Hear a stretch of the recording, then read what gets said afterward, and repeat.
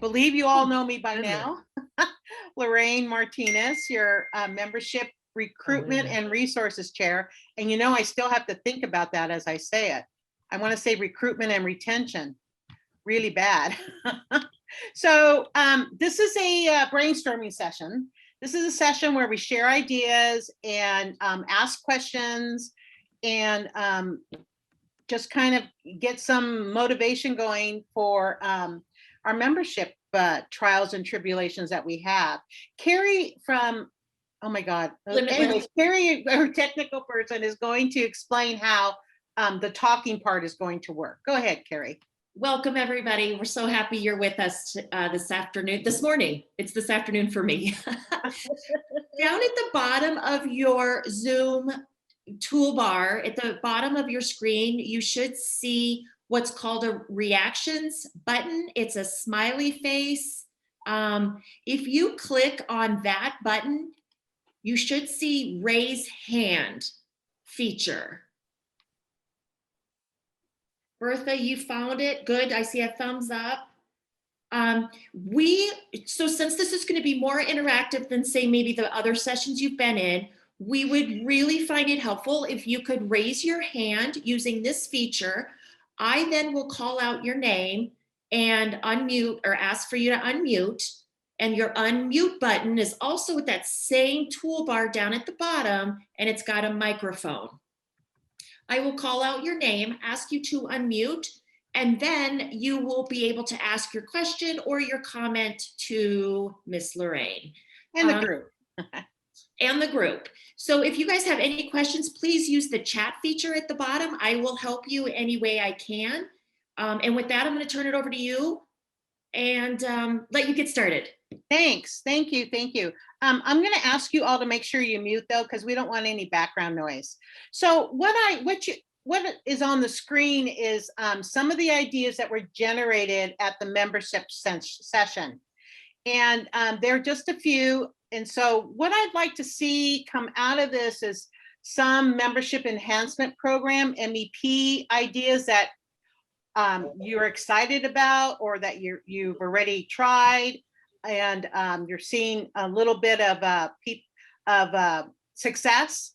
And also, if you're from Solano or Mendocino or Stanislaus, you know, give us a little hint about what you've done to achieve the awards you got, the Hoffman Awards. And I just want you all to know, I have asked the 3 divisions to send me a little article about their successes and what they've done to get that. And I'm going to be sharing that with all the presidents and membership chairs of all the divisions. So what I've started with, an idea is number 1, honoring retirees who volunteer at community projects is a way to get other retirees involved. A photo in the newspaper helps others realize they can join with former colleagues in activities. One of the most recent I saw was Division 33 did a pick up trash. And so that was in their newsletter. I don't know whether they got in a newspaper, but it was in their newsletter. A person commented from a division's perspective, direct information is not reaching the active members. So they want the leaders to be well informed, but also to share it. So when you get anything from membership division presidents, I hope you're sharing it with your board and other people who might be interested. They appreciate the inclusion of the president,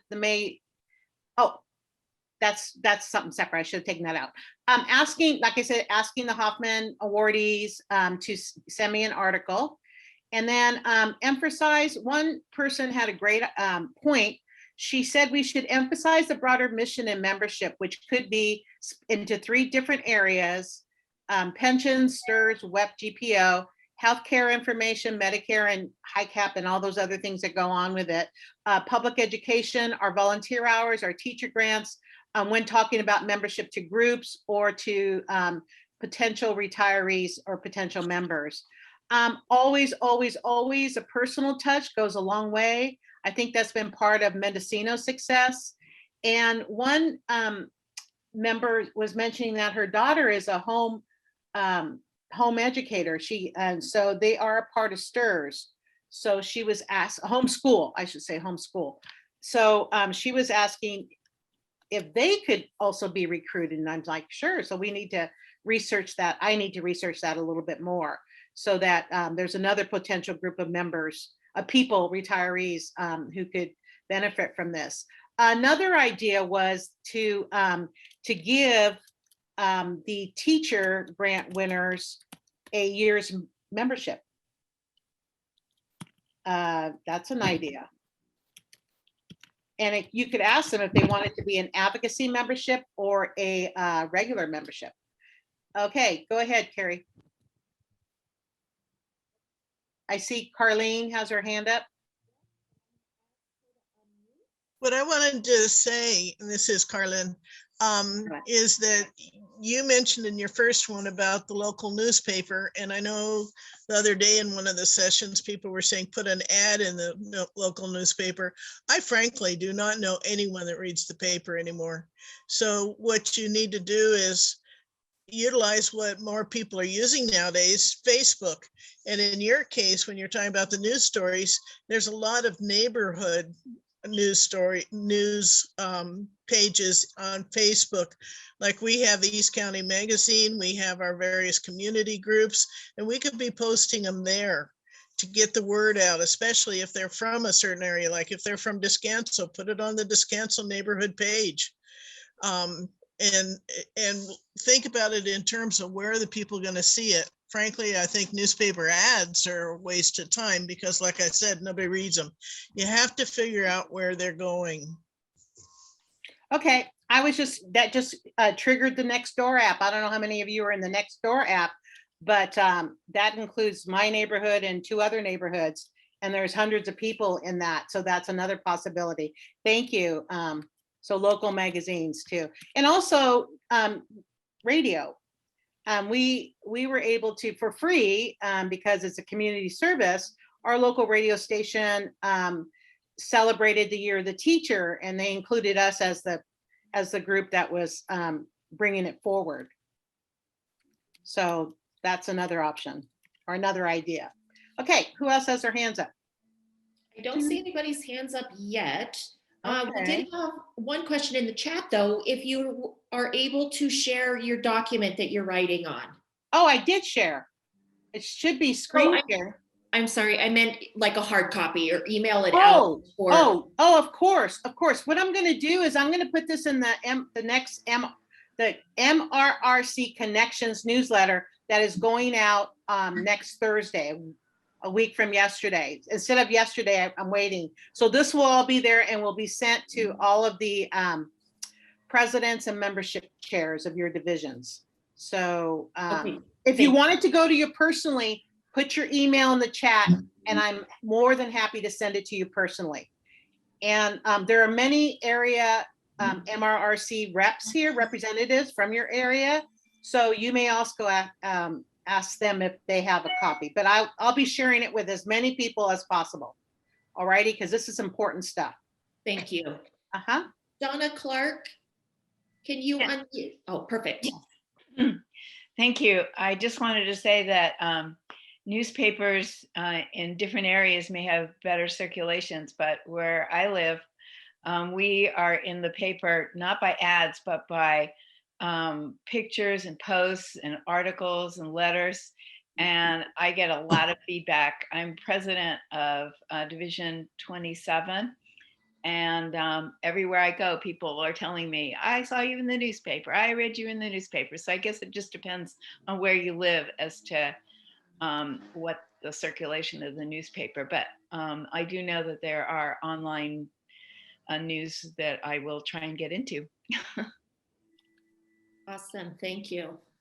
We had one question in chat from Eric, wondering if we can use the MEP to reimburse us for providing new memberships.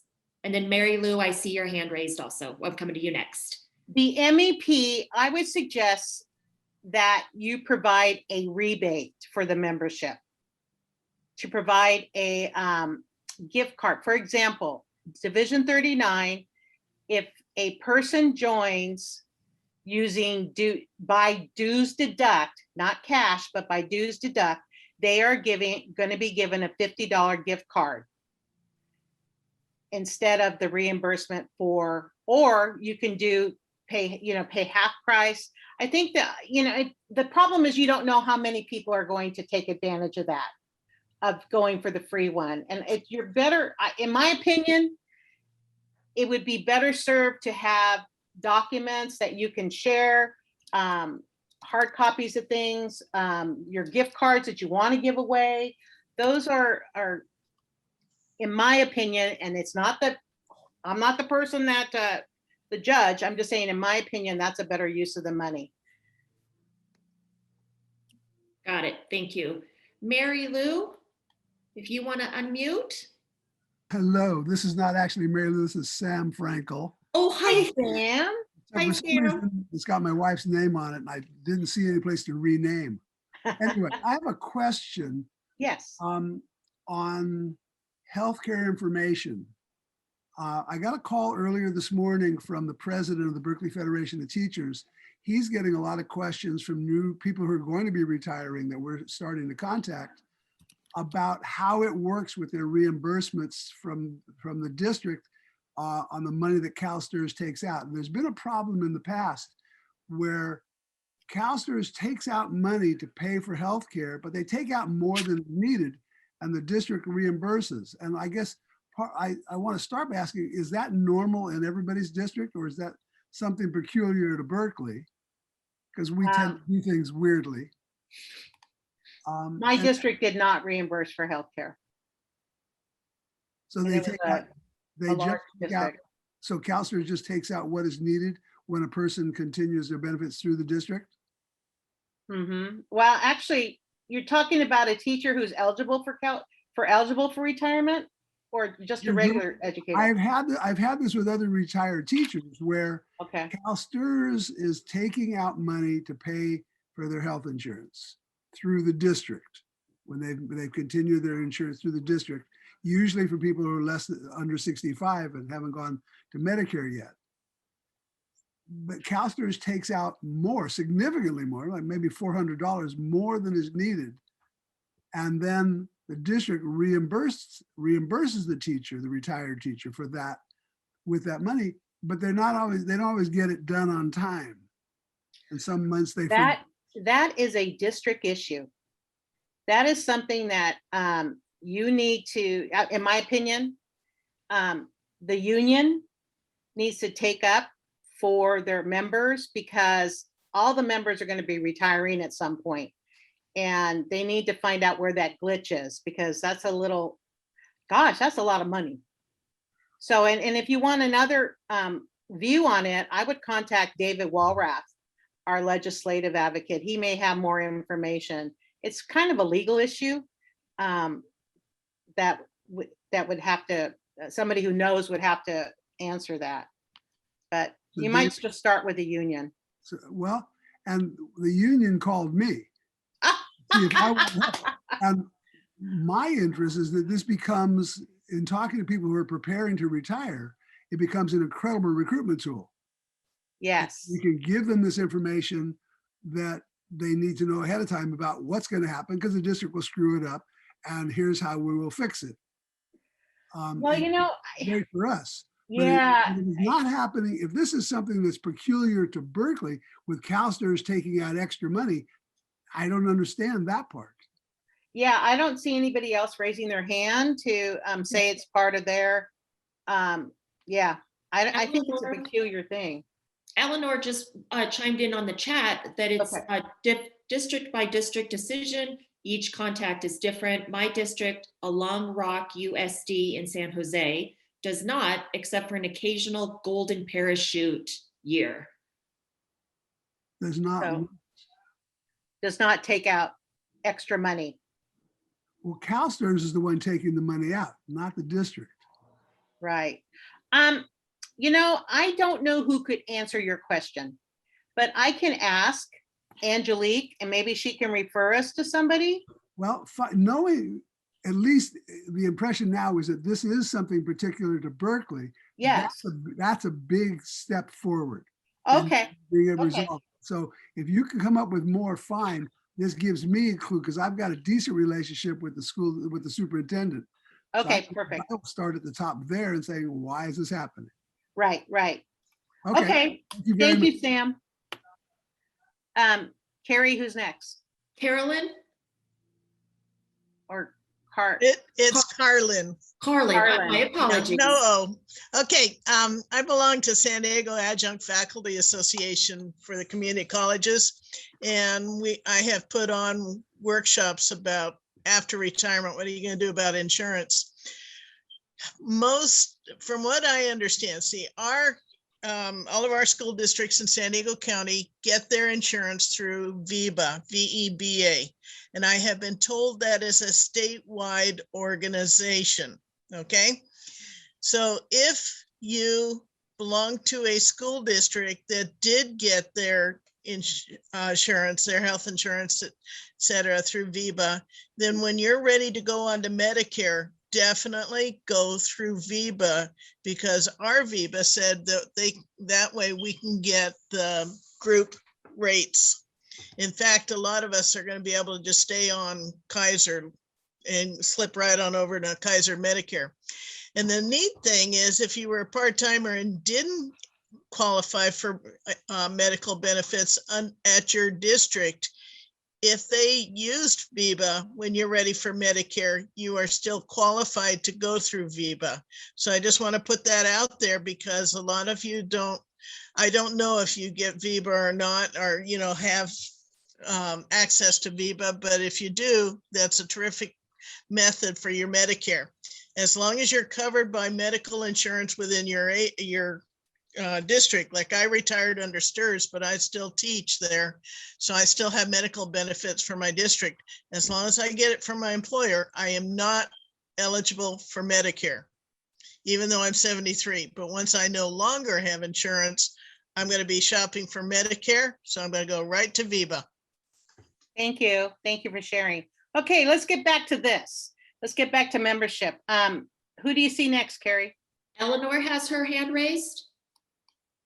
I think Donna, was it Donna who was Carrie who was just talking, right? So I think she pretty much answered it, but I think that whole health insurance issue is just like salaries for teachers. Every district can negotiate its own salary schedule. Right. So what you get could bear absolutely no reference to the district right next door to you. Thank you. All right, who wants to share next? Come on. This is sharing time. Can you hear me? Yes. This is Ed Bus. Hi, Ed. Oh, yay, Ed. Thank you. Go ahead, Ed. Our division won the 2 awards for membership today. And I'd just like to share a couple of things we do. First of all, it's kind of a one-man show, which is good and bad in the sense that it doesn't take a lot of people to do things. But I think the most important thing, besides personal contact, right up there with it, is persistence. We send out 4 appeals a year, about the same time our newsletter comes out. And when I ask people why they joined after 10 years of not joining, and most of the time it's, well, I just kept putting it off. And you might send something in your membership appeal that just hits them right. Another good thing we do is we put on the letter that I send out, I put all the current members on the back of the letter. You have to use very small print. It's about 380 for us. If you got more, you might want to just do a segment of it. But one person said, wow, everybody in the county is a member. I may as well join. So that's a good thing. You've got to have bulk mail. You've got to have a search engine that works. I find White Pages is extremely good. It's fast. They don't send you through a bunch of jumps to get to the final thing. I pay only about $5 a month for 23 searches. $10 gets you 100, I think. So White Pages is really good. I also have a good relationship with the district secretaries. Send the newsletter to them and they forward it to their teachers. And I've got a few active members. I've got the district superintendent for Ukiah, which is the biggest school district to join just by walking up to her door. She lives in Willits with me and not with me in the same house, but I just talked to her and she's very personable and she joined. I also got the, yesterday, 2 days ago, I had a meeting non-related to this with the community college superintendent. And I said, you should join. And then he told me he was in CalPERS. And I said, well, CalPERS is fighting for the GPO and WEP, so it's a good idea. Even before he heard that, he agreed to join. So there's personal contact there. But just keep after people. That's the thing that works. We don't do a lot of, we're a very small division in the sense of we're having a hard time getting board members and like everybody else. But I've got to find people to help me to spread the work. That's one thing. That's all. Oh, Thank also, you.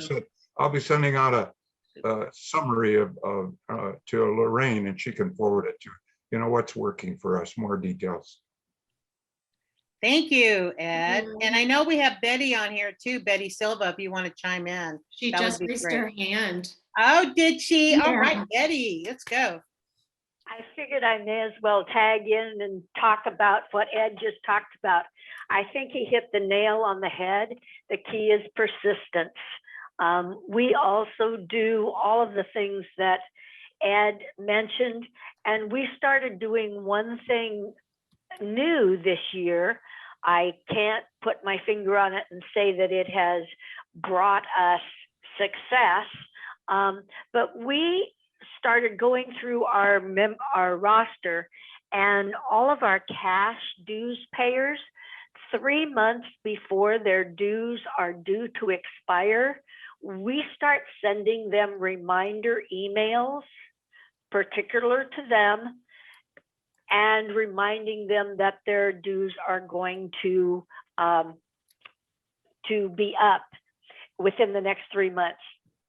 And so our cash people that are moving over to cash lapsed has gone down a little bit, though we still have, a good number on the cash lapsed. But I really think that has helped remind our cash payers before they start getting the things from the state office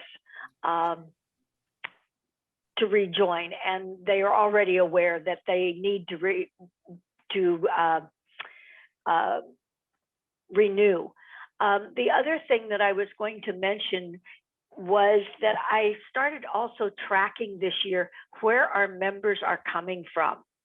And so for each month that we get a membership report,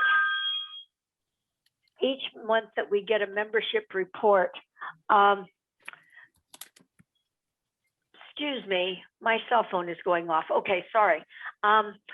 Each month that we get a membership report and we get new members, I go back to our databases and try and find out where that member has joined from. Did they get a flyer recently? Is it coming from Johanna's bulk mail that she sends out? Is it coming from one of the appeals that we just did? Were they on a retiree list? Did they just recently attend a pre-retirement event? So those are some of the things that we do. Not unique, but persistent. Yeah, that seems to be the key, is persistent and personal contact. Yeah. Who else has their hand up? David Milroy. All right.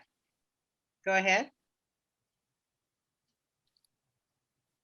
Hi, Lorraine and everyone. Yeah, David Milroy. I recently retired from community colleges, and I was just wondering what CalRTA was doing to reach out to the community college unions, which have 40, 50,000 in faculty, the CCA and the CFT and the independents. There, we have a lot of people who retired, and I was just wondering what contacts with those are unions or with FAC that CalRTA has to get their name out there and have communication so that people know to join CalRTA.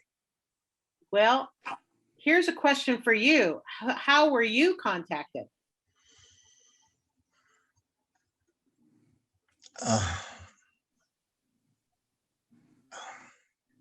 We reached out to CalRTA, working on the weapon GPO. The California Part-Time Faculty Association reached out, and that's one of the reasons it was a common interest.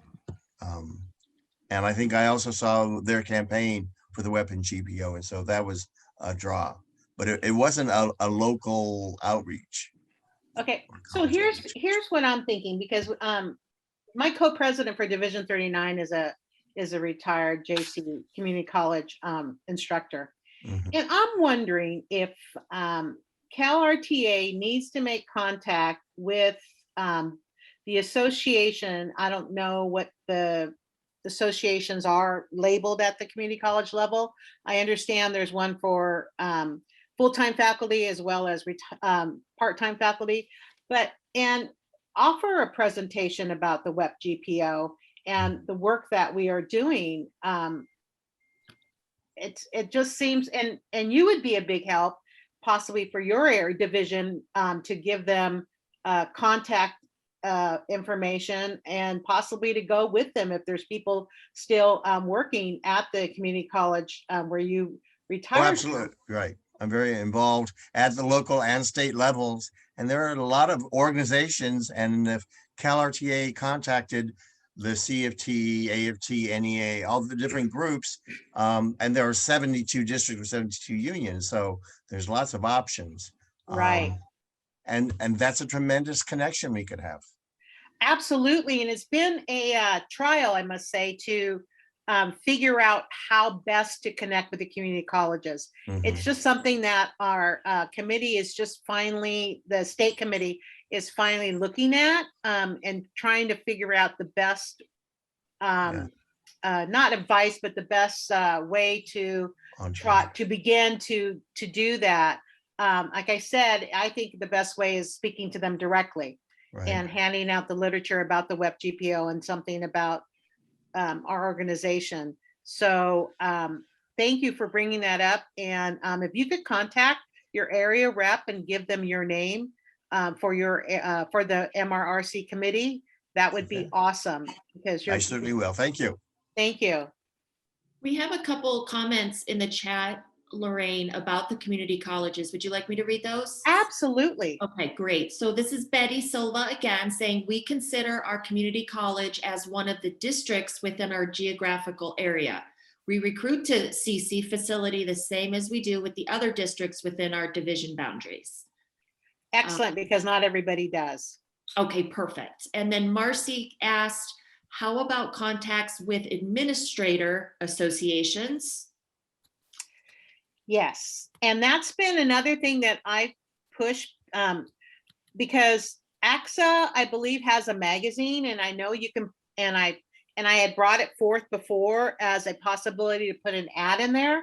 It goes to all their members, and I'm a firm believer in going to conferences and having tables, but CalRTA has not had much success in the past with that. They're not going to know about us unless we tell them about us. So the first level is going to be for divisions to contact the superintendents in office to introduce yourselves and ask about sharing materials within the, doing the teacher grants. That's a great in the door. If you don't have permission yet to do that in a district, to talk to them about teacher grants, and also slide in about what CalRTA is about, because some of them I'm sure have spouses not in education who are not going to have, and they have the whole Social Security part of it. So that's but I totally agree, we're missing the boat with a lot of administration people, educators not knowing about it. Okay. Sharon asks, and then she also has her hand raised. What are the community college unions called? Question. Like we're called CalRTA. So Sharon, do you need to unmute and add to your question or anything? Can somebody type that in the chat box? That would be awesome. I did. Hi. He did. Okay, Yeah. perfect.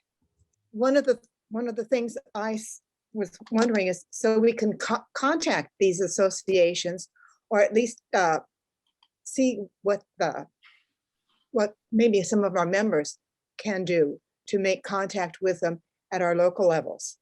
And then another thing, in addition to that, another thing, bouncing off notifying members when they are dues are due.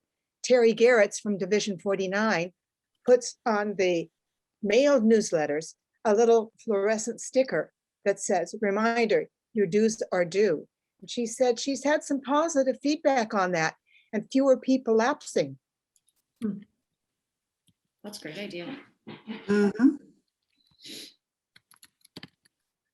And this all takes a little bit of extra effort, but you know what? If you get them to come in, pay their dues on time, that's your reward.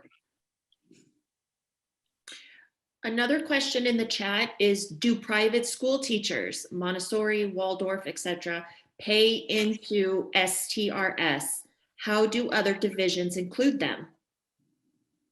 I don't know if they pay into STRS. I don't believe so. No, they don't. I don't think so. Yeah. Okay. That's why a lot of them come from private to public, so they can have a pension. Okay. And then Betty also mentioned, don't forget to recruit from the charter schools. Many of them are STARS teachers. And Donna Sure. Clark has her hand raised. Go ahead, Donna. Okay, thank you. And if you look at the districts, your local county office of education, they'll have some kind of directory that's available probably, and you will see lists of all the charter schools. And if those charter schools are under STRS, they'll be there listed. So that helps. Okay, thank you. And a lot of districts have charter schools within their district too. I know Santa Rosa City Schools has about 4. Okay, what else? No other hands are raised at this time, and I don't see any further questions in the chat. So what else you got? Oh, here comes Anne. Thanks, Anne. Go ahead and. Yes, this is what we do in Division 24. Can you hear me? Yes. In Division 24, one of the things we started doing was giving away a free membership at $66 to people who were cash paying dues members or new members. And we figured over a period of 3 years, we would recoup the $66 because we get $22 part of their dues back every year. And so that's been an incentive to join or to at least get new or existing members who are paying dues by dues deduct. Okay, so you get your cash payers to change to dues deduct. Or new members to go to dues deduct. And we figured once they were dues deduct, it was harder for them to back out than if they're just paying month to month or year to year. That's kind of a fact. That's kind of the fact. Anyhow, that's what we've been doing. We've given away, I would say, about 5 this year. Okay. Division 27 says they do the same.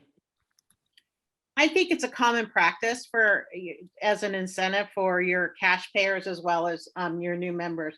It's just so much easier for everyone, and you know that money's going to come.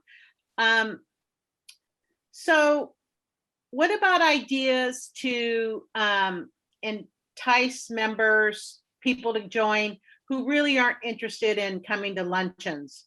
They just want to be a part of the organization, or they don't know that this is a great organization to be a part of, and it's not just about luncheons. Any ideas?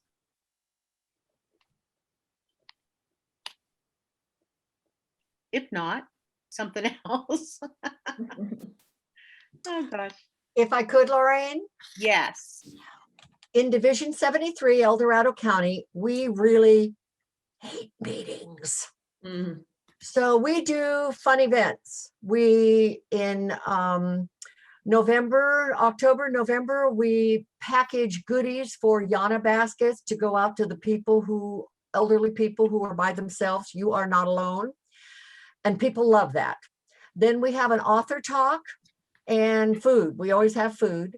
In the spring, we do a walk and go to lunch. So we do have luncheons, I guess, but they're always tied to some other thing where we're helping other people in the community. And that seems Okay. to work for our members. All right. I know there's been a variety of things done to have virtual meetings for divisions. Some of some of the speakers have sounded amazing. There's been music, there's been an author, there's been somebody talking about a museum.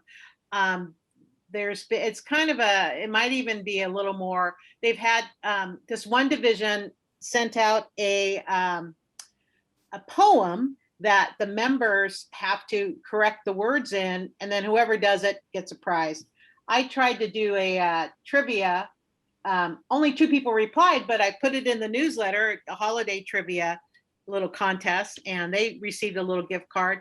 I guess the idea is to find something that that people who don't normally go to luncheons would go through here. I love the idea of a drive-through luncheon at a place where people could, eat at the picnic tables or take them home now, especially now, and go through a park and have a little walk, or go check out a gardens in your area that people could go just observe.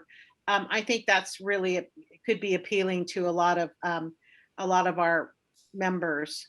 So there's another couple ideas. Linda Frost, unmute. There we go. Can you hear me now? Yes. Okay. And Lorraine, you actually kind of talked about what I was going to say, because we find that the size of our luncheons when we have them, this is pre-COVID, kind of depended on the speaker and the presentation or whatever it was. For example, we have often had David Walrath come and talk, because I would say people really care about their pensions and those kinds of things. So that's a major topic, but we've also had great success with presentations that are like a museum, a fellow who talked about the museum. In fact, when we get back together, our next luncheon is supposed to be in Petaluma. I'm with District 39, and we're hoping to have a group present that are the Petalumans of yesteryear. They dress up, they talk about, because Petaluma has quite a history. So it's really interesting thing. So we like to feature local programs as well as state things of state importance. We've had Mike McGuire come and that kind of thing. So I think, again, it depends. We try to make a variety of opportunities for people to come, and so like there's something for everybody at some point. Here's another thought, and we talked about it at our Area 1 caucus yesterday. I wonder if a division might get more participants if they did both. If they shared on Zoom the speaker as well as having the people in person. Is that going to attract some people who don't really want to have a lunch and don't really want to go out, but they want to listen to the speaker? That's a thought for you to think about for your divisions and have a discussion. Elise? I wanted to say, we of course have not been meeting in person for a long time, but our June meeting is going to be a picnic. Oh, we decided to, there's a park in Alameda that's level and has parking, and we're going to treat everybody that comes to box lunches.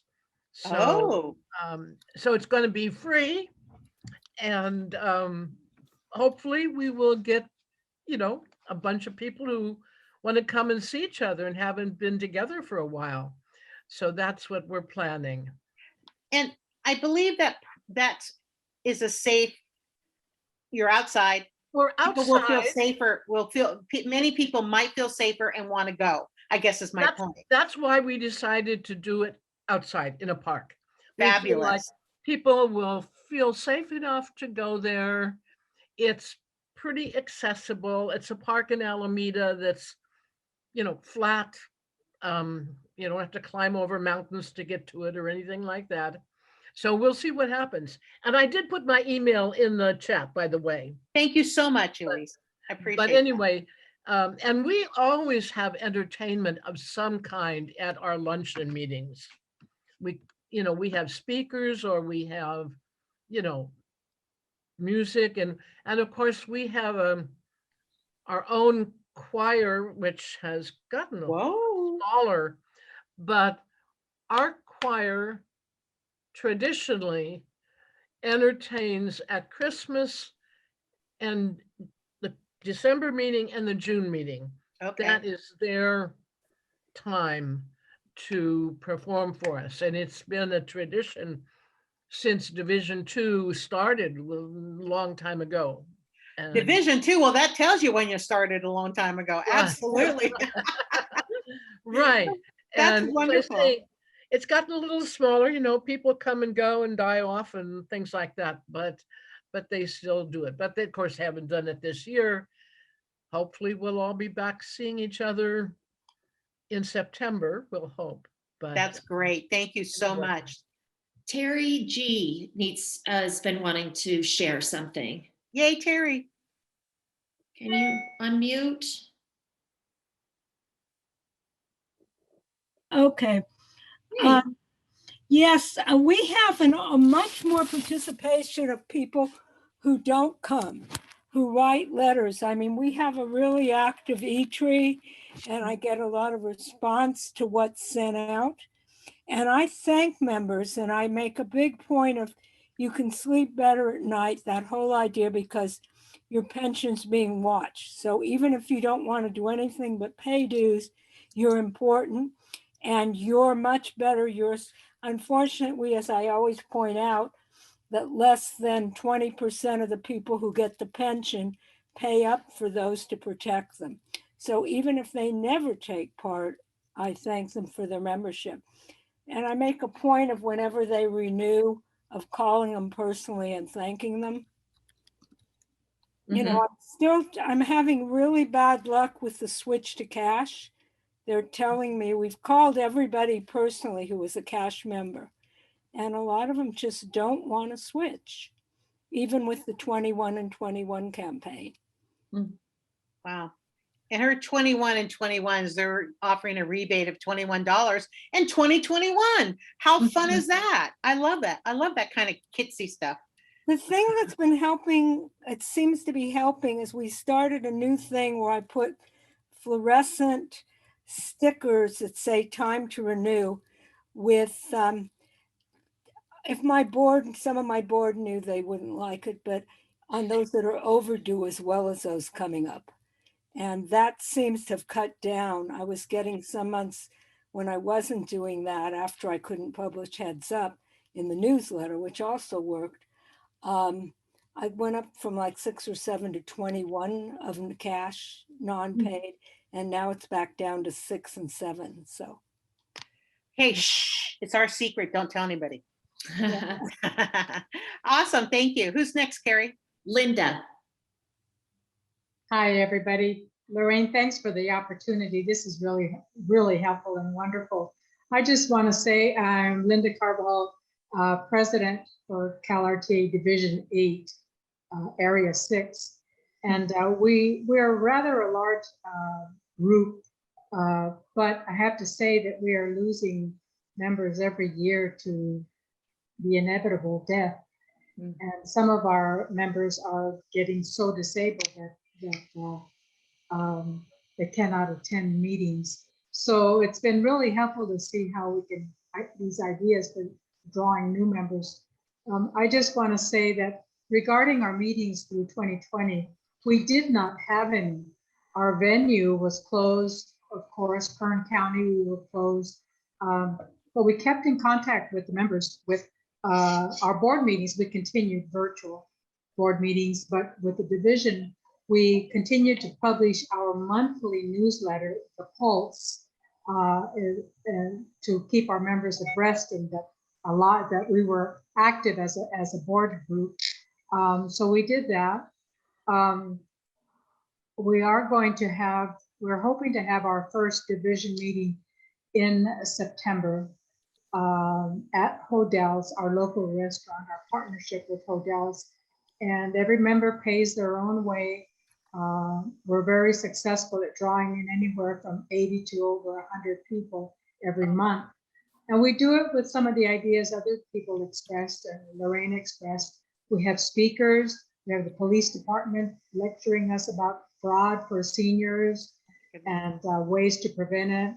We've had, the big draw, of course, is our singing groups, our performance groups by the local city schools. We have our student mariachi from one of our elementary schools who've performed. We have choirs from various schools. We've also invited kids who are going to compete in the local oral language festival. They get to practice at our meeting.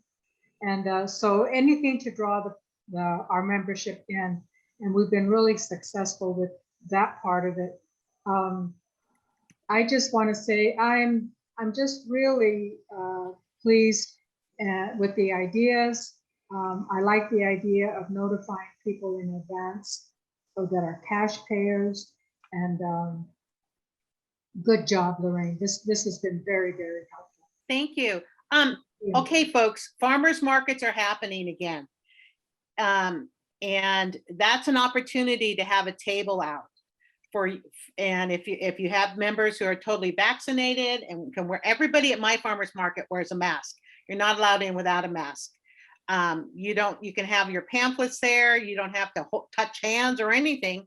Just, show them. And then what Division 39 does, and I'm sure other divisions do too, we have free books. So people come up and see the sign for the free books. And then that's when you grab them and chat with them a bit. And each book, there's a sticker donated by CalRTA division, blah, blah, blah. So that's just another idea now that we're getting out and venues are opening up. What else? Anybody else? We have a comment from David about asking if we could create a CalRTA email listserv for all members to share ideas and questions on an ongoing basis. Promoting the use of the CalRTA Facebook page will help too.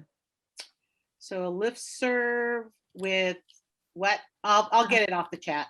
Oh, okay. Just for members and questions and ideas to share. Okay. An ongoing list.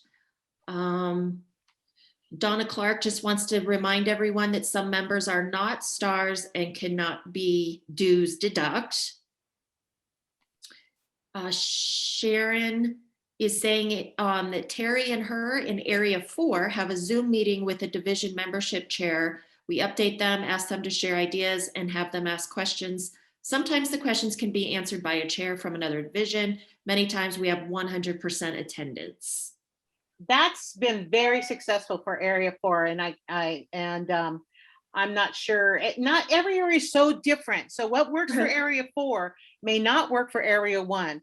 But Area 1, again, had the very successful pre-retirement event, virtual, with over 500 attendee site registrations, or 600.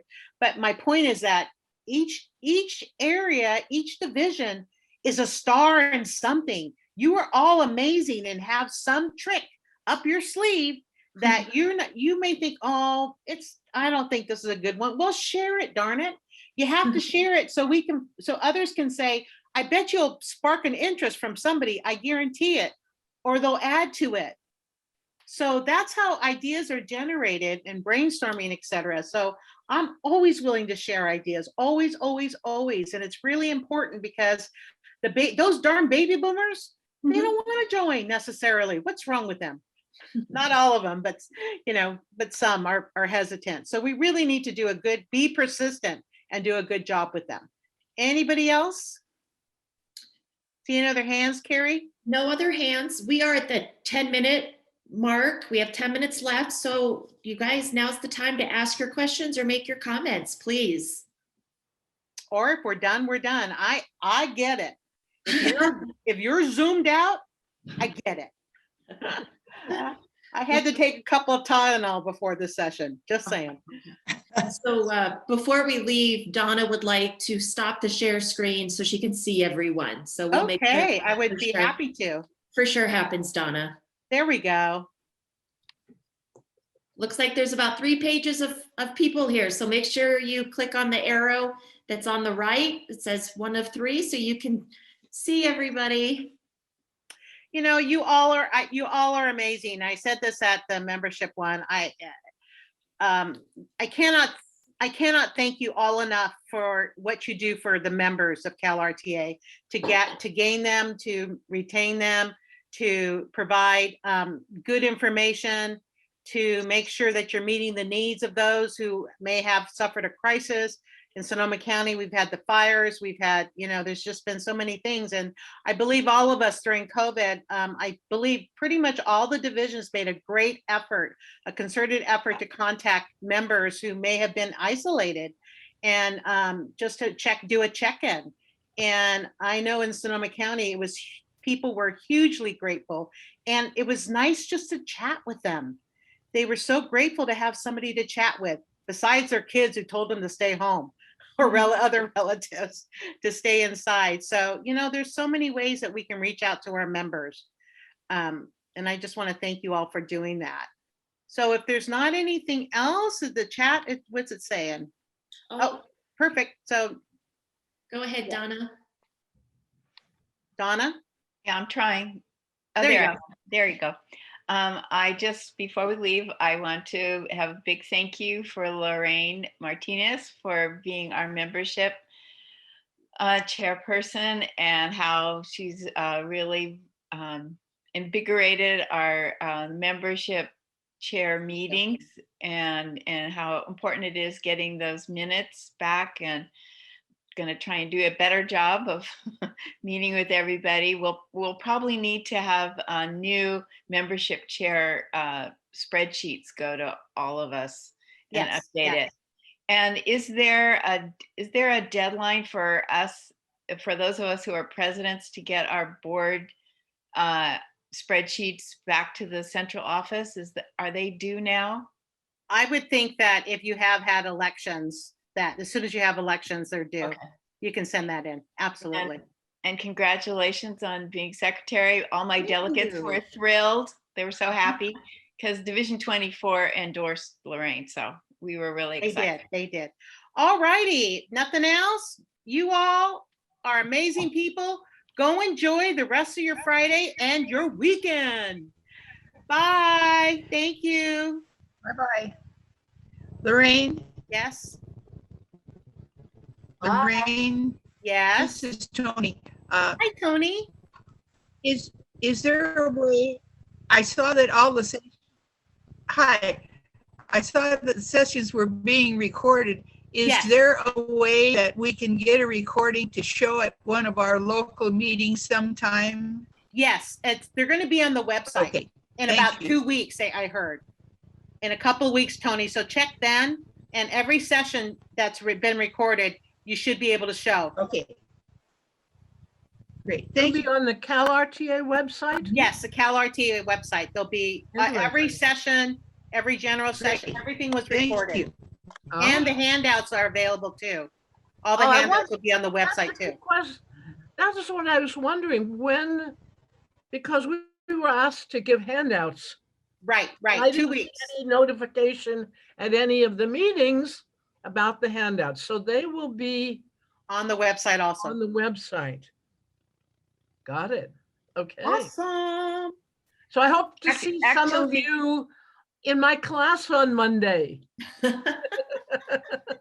If you go to if the session is still open online, if you go to the speakers section of the general, you'll see that the handouts were there, and you could quickly upload them if you haven't. I don't know how long we'll be open. I don't know either. I wasn't told. But anyway, that's a good place to get it really quickly, is the speaker section of the lobby. True. Oh, Wonderful. Thank you. Thank you Bye, all. everybody. Thank you, everybody, for joining. Have a great great weekend. Friday. This was a great session, Lorraine. Thank you very much. Thank you.